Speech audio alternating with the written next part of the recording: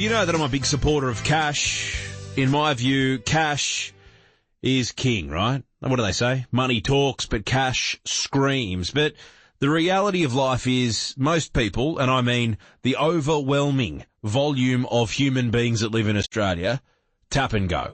When they pay for their stuff every single day, they use digital payments. But we've spoken about this more broadly.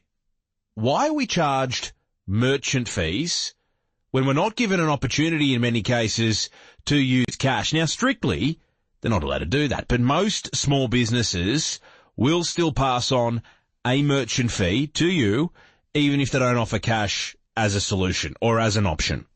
However, I had Jerome Laxale reach out to me. He's the Labor member for Bennelong in Canberra, and he's been sitting on a committee in Canberra and trying to get to the bottom of these merchant fees. Now, listen to some of the facts that he has uncovered.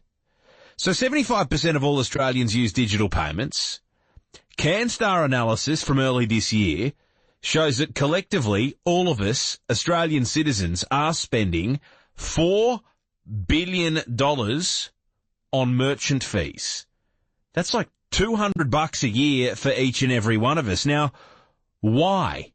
And I know that when we used to send an SMS, not that long ago, it used to cost 25 cents an SMS. Now it's free.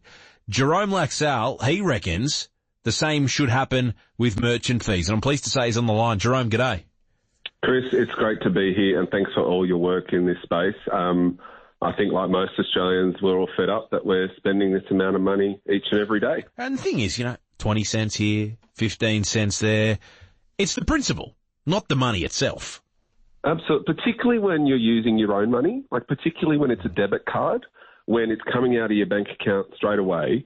You're not buying it on credit, you're not accruing points, you're not doing all this stuff. When it's your money and you're being charged to access it, that's something that I think has really popped up over the last 3 or 4 years, and small businesses have had no option but to pass on these exorbitant costs. As you said, SMSs used to cost us a lot of money. Now they're free. We need that same revolution in payments, and I'm on a mission, mate, to get this done. So can you just tell us the background? So who charges who, for those that don't know? So you've got the card issuer, so your big card providers, Visa, MasterCard, Amex, who take a bit of the rake. Then you've got the banks and merchant providers that form part of the interchange fee. So sometimes that's charged at a level where if you use a premium card, you get charged a higher rate. But increasingly what's happening is merchants, through the software they use, like, small businesses are using software providers that average out that fee.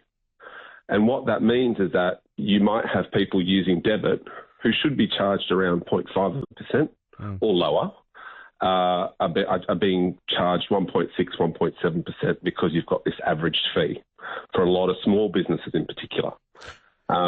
We do have the payment infrastructure to have fee-free bank-to-bank payment transfer that exists today, but I think there's too many sweetheart deals between the banks and the card providers for that to happen, and that's what I'm going to shine a light on. So is it the Visas and the MasterCards or the Commonwealth Banks and the ANZs of the world that are making the big bickies? I think they're all making big bickies, mate. I mean, CBA posted a $10 billion profit not that long ago. I'm going to try and find out how much of that comes from this stuff. But, the card providers pay commissions to the banks. The banks get a percentage of the surcharge. It's a pretty cosy little system there. And when infrastructure in the national payments platform exists right now, your listeners probably have used it. OSCO, bank-to-bank transfer, it's free, mate. So the RBA runs that, don't they?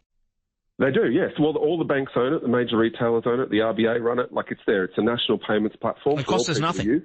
So if I wanted to, I wanted to transfer for you $25 right now, it doesn't cost me anything.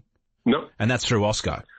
And it's instant. Okay, so why can't, when I tap and go to buy a croissant in the morning or a cup of coffee, can't it be OSCO? I agree. Well, because the banks aren't selling that. Technically, is that possible? It's possible, absolutely. So other countries use it. They have QR codes at the checkout.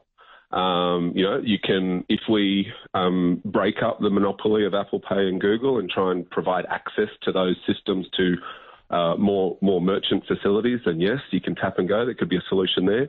But in terms of the infrastructure, like what we need to actually transfer the money quickly and in a cost-effective way, that exists today. So we can do that now. I want to make sure I can do what I can on my role in the House Committee and encourage the RBA to implement this reform. Let's get that technology at the checkout. When you're buying your coffee, make it easy, make it quick, because it exists today. But there's no incentive for these providers to do it. What's your mechanism to make that happen? Well, there's the RBA. I found out on Friday at a review, they're bringing forward a payment surcharge review. So right now, I'm going to try and get as much public support behind this campaign as I can. I'm setting up a petition online, feefreedigital.com. I want to try and get as many people exercised about this as possible to show the RBA that Australians are fed up at paying $4 billion a year to access their own money. Just for what? Exactly. Then we've got legislation before the Parliament which will further strengthen the RBA's powers to make some more moves in this space. I need to give the RBA confidence that Australia wants this, and so I'm starting that campaign this month.